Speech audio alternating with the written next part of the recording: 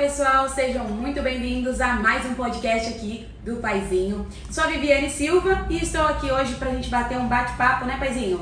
Isso aí. Sejam muito bem-vindos aí a mais um podcast aí, algumas curiosidades, alguns conhecimentos que a gente possa estar compartilhando e a Viviane sempre trazendo aqui alguns temas bem importantes para poder ouvir a opinião aqui e levar um pouco mais de informações a todos vocês. É isso aí. Então é isso mesmo. Você que está endividado, já senta aí, pega o papel e a caneta para anotar as dicas de hoje, porque hoje o tema é vida financeira, pessoal. Hoje nós viemos falar um pouquinho sobre esse tema, no qual o Paizinho também tem um conhecimento, e viemos desembaralhar esse emaranhado aí de dívidas, né, Paizinho? Vamos tentar aí tirar algumas informações aí dentro do conhecimento e também das experiências que a gente acaba tendo e vivenciando e acompanhando a vida de algumas pessoas nessa brincadeira de colaboradores, pessoas de terceiros ou não, mas a gente puder agregar aí é muito bom. Exatamente. Então eu já convido vocês a compartilhar esse podcast com seus amigos que tá aí enroscado nas dívidas, tá? Não esquece de também curtir, que nós vamos deixar salvo lá no canal do YouTube da Autoescola Paizinho, tá? E tem nossas redes sociais também, né, pessoal? Que dica fresquinha todo dia pra vocês lá, sempre conteúdos relevantes, de uma forma descontraída, tá? Então não esquece, segue a gente lá no TikTok, no Instagram, no Facebook, tá bom? Então, bora lá! Paizinho, pra começar com hoje, me fala, qual que é a raiz das dívidas? Qual que é a raiz? Qual que é o problema? Por que as pessoas entram em dívidas? Então, quando fala de dívidas, vamos entender uma diferença entre dívidas e compromissos financeiros. Ninguém entra numa dívida porque ele quer, é porque às vezes, por falta de planejamento, por alguns gatilhos mentais, emocionais, o ser humano ele tende de preencher alguma lacuna aí na questão do consumismo. A nossa era hoje é uma era do consumismo. Está todo mundo pensando em consumir, entendeu? Não temos, se você observar, na educação formal, não se ensina a educação financeira. Então, por se não ensinar a situação financeira, ensina sim a sempre você estar com desejo de consumir alguma coisa. E qualquer curso de finanças, a regra número 1 sempre é simples, todo mundo sabe, porém não aplica. Seria o que? Gaste menos do que você ganha. Eu dei até um exemplo do famoso balde, entendeu? Cada ser humano ele tem um balde na sua situação financeira. Alguns balde que representa R$1.000, R$2.000, R$5.000. E também está provado que quanto mais o ser humano ganha, mais ele aumenta o volume de gasto, entendeu? Então ele não faz um planejamento. Então quando você fala da raiz da dívida, vamos supor, o que é um compromisso financeiro? Toda dívida ela começa primeiro com um compromisso financeiro, entendeu? Sempre compromisso financeiro. Eu assumo o compromisso e estabeleço uma data que começo a fazer a minha responsabilidade de efetuar os pagamentos. A partir do momento que chegou a data e eu não consegui honrar esse compromisso financeiro, você saiu de um compromisso e você passou a dívida. A dívida é a mesma coisa que você fica escravo de quem você pega. Então você tem que tomar muito cuidado. Sempre o que? Gaste menos do que você ganha. Como é que eu vou descobrir isso? Fazendo um planejamento financeiro. Salvo algumas exceções, porque às vezes você faz realmente um planejamento financeiro, só que aí acaba assumindo alguns compromissos e no meio do caminho aparecem alguns viés da nossa sociedade, da vida, alguns percalços da vida. Você acaba ficando desempregado, você acaba sofrendo uma doença, você acaba sofrendo um acidente e acaba gerando gasto desnecessário. Claro que se você teve realmente uma educação financeira, você tem que ter ciência que esses percalços ele está passivo a acontecer. Agora resta saber se você está preparado ou não. Entendi. Então, pelo que você está falando, Paizinho, até a questão emocional, psicológica, sentimental, como a pessoa está, o estado emocional dela também voga na questão das dívidas. Sem dúvida, não tenho dúvida nenhuma, porque se você perceber, o ser humano está sempre com essa carência afetiva, de querer gastar. Então, por exemplo, tem gente que pensa assim, eu trabalho tanto, eu mereço. Então ele usa essa palavra eu mereço para poder ir lá e poder consumir. Porque o consumir ele é prazeroso. entendeu? O que gera a educação financeira é uma questão chamada razão. E o que ele deseja consumir é emoção. Então ele se deixa levar. E ele acredita que gastando vai preencher alguma lacuna. Naquele momento ele sente um pouco de alegria, mas depois vem a razão e começa a vir os compromissos. E aí os compromissos vencem e começa a tornar o quê? Uma tortura para essa pessoa. Porque a primeira coisa que a dívida carrega em você, ela tira a sua paz. Nós temos 24 horas para poder usufruir da melhor maneira possível. Só que se você está com dívida, como é que você consegue cuidar do seu filho? Como é que você consegue produzir? Como é que você consegue administrar alguém te ligando, cobrando isso e aquilo? Então a primeira coisa que você tira de você é a paz. De primeiro momento você se sentiu alegre para ir lá consumir, que a emoção falou vai lá e gasta, e depois vem o quê? A tristeza, que tira a sua paz. Então tome muito cuidado nisso aí. Você está falando referente a um ponto bem interessante, né? Porque às vezes o que acontece, não tem a necessidade de você estar gastando naquilo. Então o primeiro ponto aí, já anota aí no caderninho. O primeiro ponto é você se resolver emocionalmente, né? Então você saber qual é o ponto fraco que te faz gastar. Porque se você tem alguma chave ali que você tenta preencher, alguma chave emocional que você tenta preencher gastando, isso te coloca em dívidas, né? Sim, porque tem uma questão que muita gente questiona muito, é a questão da pirâmide da identidade, que eu sempre trabalho, a questão do ser, fazer e ter. O ser humano, ele quer muito ter, ele é muito imediatista, entendeu? Por exemplo, o jovem hoje, ele está pensando o quê? Ai, eu vou comprar minha casa, ai, eu vou comprar meu carro, ai, eu vou comprar meu telefone. Só que tudo isso é só para consumir. É só consumindo. Só que quando às vezes, por exemplo, ele é jovem, ele está com seu vigor. Então ele utiliza o seu tempo para poder o que ele está mais com vigor, para poder criar rendimento. Só que quando ele quer antecipar o sonho dele, o que é antecipar o sonho? Eu vou comprar um bem que eu não tenho condições. Por exemplo, eu preciso de um telefone que atende minha necessidade de R$2.000, mas eu quero um de 15 mil. O que ele vai fazer? Ele vai acabar financiando. E toda vez que você antecipa um sonho, antecipa um desejo, você acaba pagando juros. E juros para quem? Para aquele investidor que fez a administração dele financeira, ele quer emprestar o dinheiro dele, só que vem a juros. Então pode ver, não existe 24 vezes sem juros, não existe, o juros já está embutido ali. Mas a pergunta é, será que o seu momento atual, será que as suas condições atuais permite você usufruir um bem mais caro? Você não está querendo. Qual é o objetivo pelo qual você quer consumir esse produto? Ele está dentro da sua realidade? Será que você comprando, vamos supor, um telefone novo, a não ser que você for trabalhar com esse equipamento, que ele vai te trazer, ele já não é despesa, ele já é um custo? Então ele é importante, nós temos que entender o que é despesa e o que é um custo. Qual a diferença? Entendeu? O custo ele está sempre o que? Atrelado, que eu vou ter retorno sobre ele. Então, por exemplo, eu vou comprar um iPhone, vamos supor, exemplo, que a câmera é boa, isso e aquilo, é 10, 15 mil reais. Mas beleza, se eu for comprar só para poder fazer o WhatsApp isso, então ele é despesa. Então ele é algo que eu não estou precisando, é algo fútil. Agora, se eu estou comprando esse bem, que ele tudo bem, ele não custa, vamos supor, ele não tem uma despesa de 14 mil, ele é um investimento, ele é um custo e por meio desse equipamento eu vou trazer receita que eu vou conseguir pagar esse equipamento. Que aí chamamos o quê? Na regra do livro do Pai Rico e Pai Pobre, ele fala sempre o quê? Ativo e passivo. Qual que é a grande dificuldade, a grande diferença? Ativo ele coloca dinheiro no seu bolso. Passivo, ele tira dinheiro do seu bolso.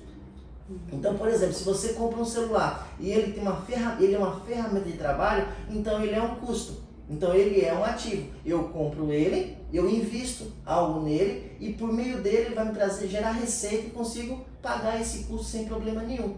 Agora eu vou comprar um telefone de alta capacidade para poder utilizar só o básico. Mas qual é o objetivo pelo qual você quer comprar? Será que você não quer preencher uma fratura emocional? Será que você está querendo comprar isso para poder se sentir aceito na sociedade? Entender? Muitas pessoas que se ficam endividadas é porque ela quer se sentir aceito. Por que eu vou trocar de carro? Porque eu preciso trocar de carro? Ou é porque eu quero mostrar para a sociedade que eu estou crescendo financeiramente? Porque hoje você conhece, como é que você identifica uma pessoa próspera ou não na sociedade? O que a sociedade julga? em cima do que ele gasta, não do que ele tem.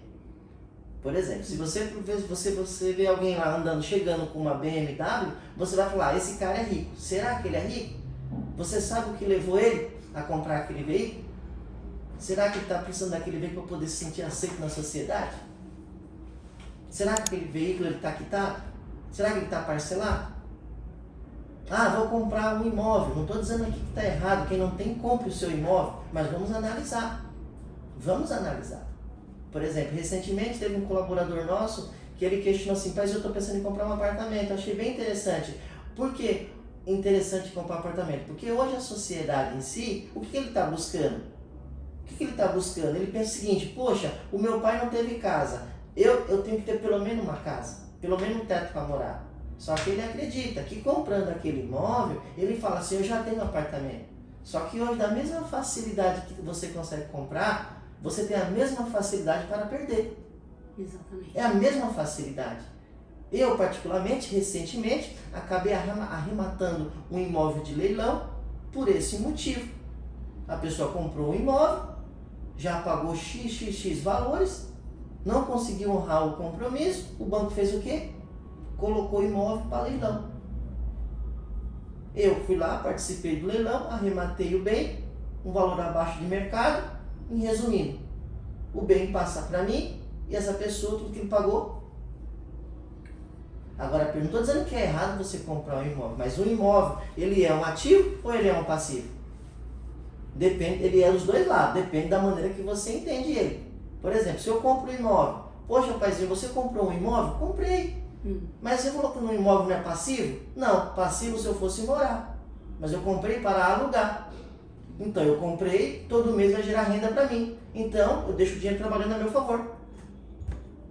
Entendeu? Não estou dizendo que é errado comprar um imóvel. Só que tem alguns pontos que tem que ser analisado.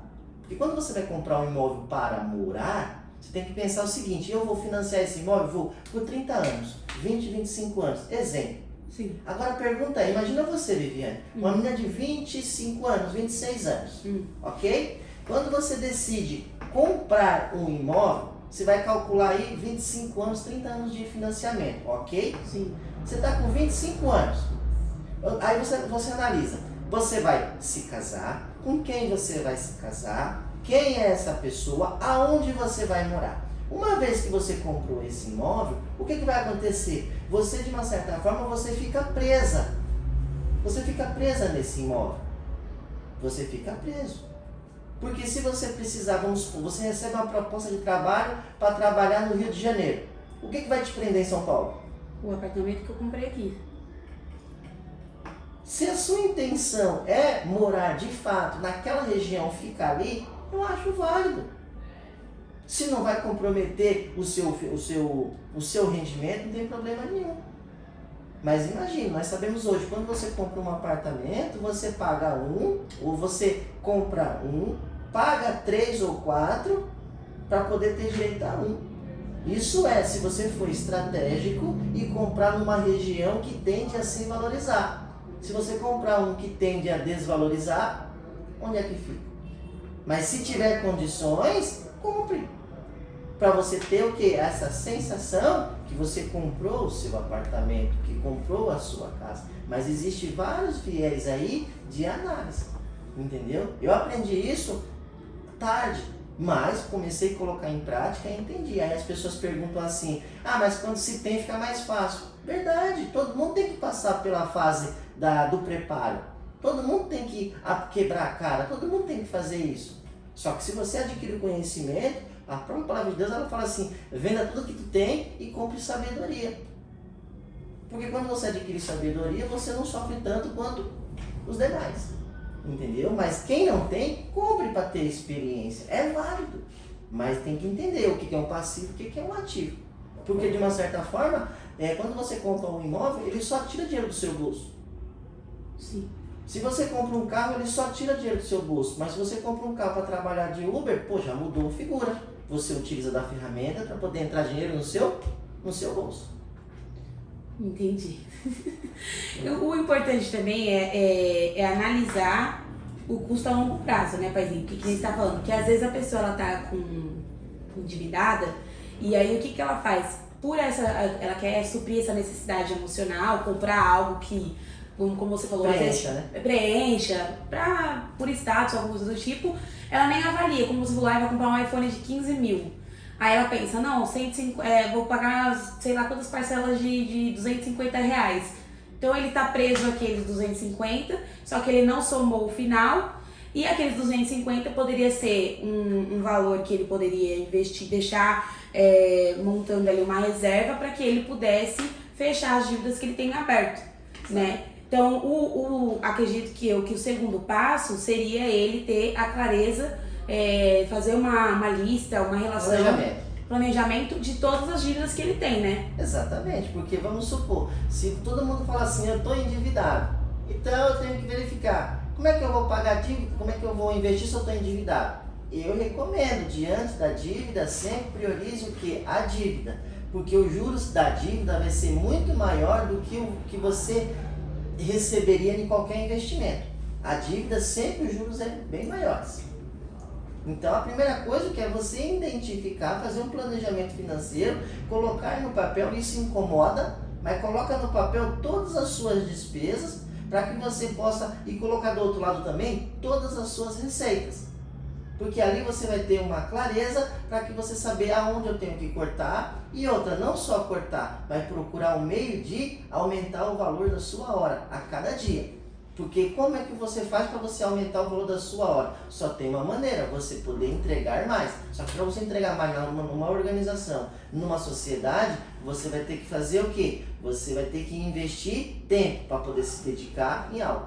Por exemplo, aqui na empresa, se eu quero agregar mais em algum produto, eu tenho que entregar algo novo para o meu colaborador ou para o meu cliente também. Um exemplo prático nosso, por exemplo, a gente sentiu a necessidade de todo mundo ter muita dificuldade em fazer aula de moto no shopping, por exemplo, porque é muita moto para pouco espaço. Sim. Então resolveu o quê? Sair daquela viés do shopping e construir uma pista própria. Só que para isso o quê? Um investimento. Para que o longo prazo eu consiga agregar mais na vida do meu cliente, ele consiga me contribuir um pouco mais, porque ele tem um serviço um pouco mais personalizado e exclusivo. Exatamente. Bom, nós vamos parar por aqui, tá? Eu espero que vocês tenham gostado do pouquinho que o Paizinho soltou. Ele deixou algumas dicas aí, né? Então, o importante é você focar no que tá fazendo você gastar, né? Ter a clareza do que você ainda deve, e o importante, que nem estava falando, aumentar a qualidade do seu tempo. Ou seja, começar a ter mais lucro, mais investimentos, mais lucro. Mas, em contratempo disso, a pessoa não pode querer gastar mais, né? Porque é consequência, tá recebendo mais, vai querer gastar mais. Então você não vai resolver e vai continuar na dívida. Então a intenção é você fazer entrar mais e sair o menos possível, né? Então reduzir custos totais. Então, benefícios que, por exemplo, você não precisa como necessidade. Então dá para você reduzir. Por exemplo, ter uma TV por assinatura, acredito eu que não é, por exemplo, uma necessidade. Mas depende. Aí a gente vai cair, as pessoas vão pensar assim, mas é prazeroso. Você tem que analisar. Para quem quer ter um pouco mais de paz no futuro, você tem que aprender a abrir mão um pouco de alguns prazeres do presente. Isso, não que vai ser algo eterno, né? Que nunca você não vai assinar uma TV por assinatura, mas é algo que você tem que se colocar no momento que você está vivendo. Tem uma parte também bem interessante para tomar muito cuidado, que fala assim, que as pessoas pensam muito em reduzir custo. Quando você enxerga muito em reduzir custo, você toma muito cuidado para você não cair numa linha de escassez. Entendeu? Você fala assim, só quero reduzir, não é só reduzir. O reduzir é válido, é o gasto consciente. Sim. É um gasto consciente, mas eu tenho que pensar o quê? Em produzir mais. Porque, por exemplo, só um adendo aqui, uma dica final. Por exemplo, vamos imaginar que uma pessoa hoje ganha R$2.000. Se ele ganha R$2.000, vamos supor que ele trabalha 220 horas de trabalho no mês. Sim. Então, se você pegar R$2.000 dividido por 220, vai dar um X valor por hora. Esse valor você analisa quantas horas você dedica do seu tempo para você poder comprar algo. Vamos supor, você vai comprar um telefone de R$1.000. Quantas horas do seu dia de trabalho você tem que ter para poder pagar essa hora? Então vamos supor, você ganha R$2.000, você quer comprar um telefone de R$10.000. Você está querendo dizer o quê? Você vai trabalhar 10 meses para poder pagar um celular. Aí você analisa, valeu a pena 10 meses de trabalho suado? Entendi. É isso aí, pessoal. Aguardo vocês aí no próximo vídeo. Se você gostou, compartilha aí, ou até mesmo pode deixar algumas perguntas aí para que a gente possa trazer como novos temas e entregar informações para todos vocês. Um forte abraço, fique com Deus. É isso aí. Até a próxima. Tchau, tchau.